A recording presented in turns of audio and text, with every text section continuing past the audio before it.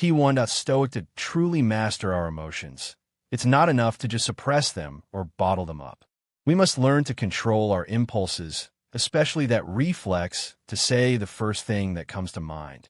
It's about finding that moment of pause where we can consider the potential impact of our words on others. Instead of asserting our thoughts with a blunt, "This is how it should be," we need to persuade, not demand.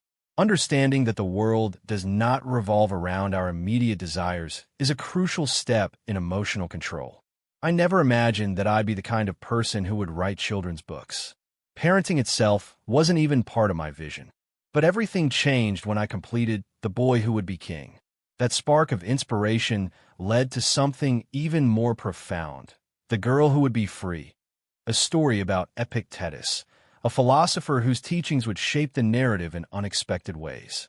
At first, it was just a fleeting idea, something that started on a walk with my kids. But before long, it blossomed into something far more significant, becoming a project that would challenge me in ways I hadn't anticipated. Creating this book wasn't a straight line from start to finish. It involved drafts, rewrites, moments of self-doubt, and countless obstacles. But what made it so rewarding wasn't just the outcome. It was the collaborative process. Writing, especially for children, isn't about imposing your own vision on the world.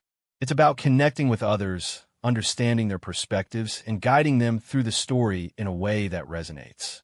You can't just tell someone what to think. You must persuade them, share your vision in a way that speaks to them. This was a real challenge. Stoicism teaches that one of the key tasks in life is to distinguish what we can control from what we can't. And in collaboration, this is where the lesson hits home. You can't control someone else's opinions or emotions, and you must learn to navigate this complexity by being open and listening. It's a test of emotional restraint. You can't simply react impulsively. You have to consider the feelings of others and communicate in ways that respect their perspective as much as your own. I'll never forget the advice from my friend Adam Rubin, a children's book author whose work my kids adore. He asked me an insightful question that shaped the way I approached the project. What does Epictetus want? Not just in life, but as a character in the story.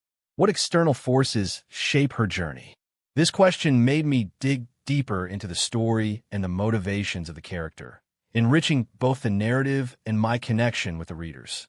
Writing this book turned into a balancing act, balancing my vision with collaboration, leading while listening, creating something meaningful that required more than just me asserting my will.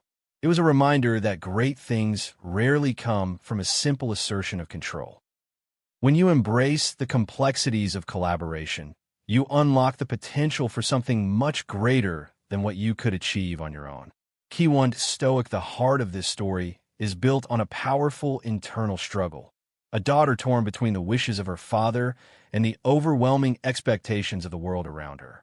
It is this very conflict, this tension, that propels the narrative forward, creating a compelling journey of self-discovery.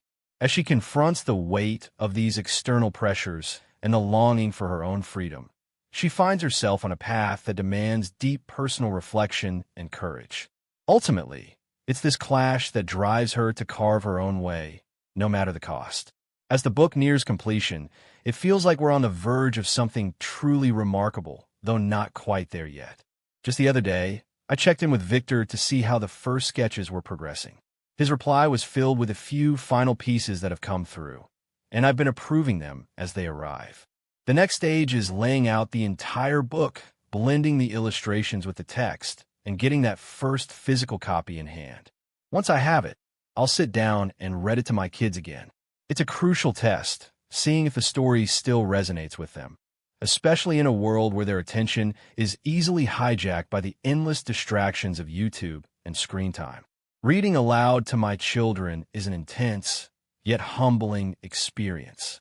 It's a direct reflection of whether the story can truly connect with the heart of its audience, whether it's captivating enough to hold their attention in a world where instant gratification reigns. Every time I read it, I tightened the narrative, cutting away the excess, making it leaner, sharper, and more engaging. Each read-through refines the work. The goal is clear: to make it as tight and impactful as possible, with no room for self-indulgence. As we move closer to the finish line, I keep in mind the pressures of the production process. Victor has been doing an incredible job with the illustrations. They're even better than I had imagined. But sometimes, when you're collaborating with others, time slips by unnoticed. It's easy to lose track of how the various pieces of the puzzle interact, and that can lead to delays. While I'm frustrated by these setbacks, I've learned to accept them and keep moving forward. There's a quote from Mark Zuckerberg that's been echoing in my mind. There are brambles in the path, go around them. If the cucumber is bitter, spit it out. In essence, it's a reminder to be flexible and not let obstacles discourage you. Instead, take those challenges and use them to make the final product even better. But just when we thought we were nearing the finish, the dreaded supply chain issue rears its head. The printer is facing shortages in the exact paper we need for the book, pushing the release further back. It's disheartening, but it's a part of the process. We've been told the earliest we'll have the book is June instead of April. But perhaps this delay will give us the time we need to make it truly great. Sometimes it's not about hitting deadlines, but about creating something that's worth waiting for. The printing industry is stretched thin right now, and what used to take 2 months now takes 4 or 5. It's just the reality of the situation. And while it's frustrating, there's nothing to do but accept it and keep moving forward. Reviewing the final proofs yesterday, I thought it was my last time through, but of course I found a small typo, stands up instead of stands out. These little details matter. It's a reminder that, even in the face of delays and setbacks, the journey is about more than just finishing the project. It's about refining it, perfecting it, and making it something that will truly resonate with those who read it.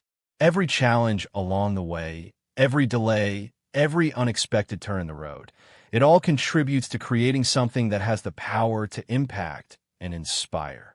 We're not just building a book, we're shaping a story that will live on in the hearts and minds of its readers long after it's in their hands. And in the end, that's what makes all the struggles, the frustrations, and the setbacks worth it. Key 1. Stoic, the journey of creating and launching something meaningful, like a book, is rarely a straightforward or easy path. There are bumps, delays, and unexpected challenges that can sometimes feel like setbacks. A seemingly minor mistake, like a typo, can delay everything, even when you're on the brink of production.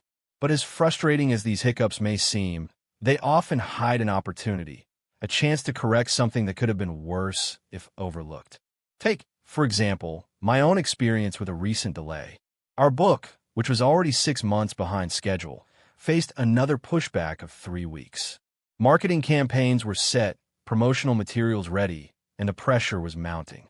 But when I learned that this extra time was necessary to avoid a mistake, an error that would have affected every single copy of the book, I realized that this delay wasn't an obstacle, but a blessing. It was the universe nudging us to wait for the right moment. This delay was partly because of the book's special size, which required extra time to fit it into the production process. Initially, I felt the pressure and the disappointment, but I quickly reminded myself that some things are simply beyond our control. After discussing the situation with the team, they reprioritized other projects and made time for ours, ensuring that we were still on track for a June 30th shipping date. It wasn't ideal, but we could make it work. In the end, patience and flexibility became key components in the process. This moment perfectly aligns with the teachings of Epictetus, the Stoic philosopher. He said that we can't control everything that happens, but we always have control over how we respond.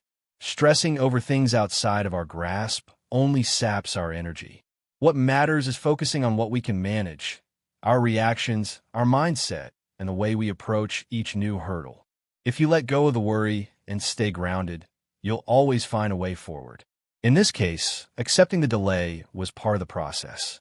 Yes, it would have been great to release the book sooner, but the journey unfolded exactly as it needed to. We couldn't have predicted every bump along the way, but those bumps didn't mean failure. They were simply part of the process of creating something worthwhile. Looking back, I remember the very first spark of the idea in March 2021. At the time, I had no idea that it would evolve into what it is today, a polished, visually stunning book that I'm immensely proud of. It's surreal to hold the final product in my hands, knowing that the whole journey started as a mere idea. Throughout this process, one piece of advice has been invaluable, from Stephen Pressfield, the author and mentor who guided me in the early stages. He advised me to immediately start on the next project once I've completed the current one.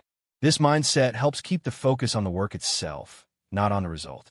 As Epictetus would remind us, we can't control how others will react to our work. It might be a success or a failure. What matters is that we gave it our best effort and kept moving forward. Even as this book is about to enter the world, I'm already planning the next one. The excitement doesn't stem from the product itself, but from the ongoing process of creation, the research, the design, the refining of ideas. Each book is just another step in a never-ending journey of creative expression. So, while I'm thrilled for this book's release, my mind is already on the next project. It's the beauty of the process. It's always evolving.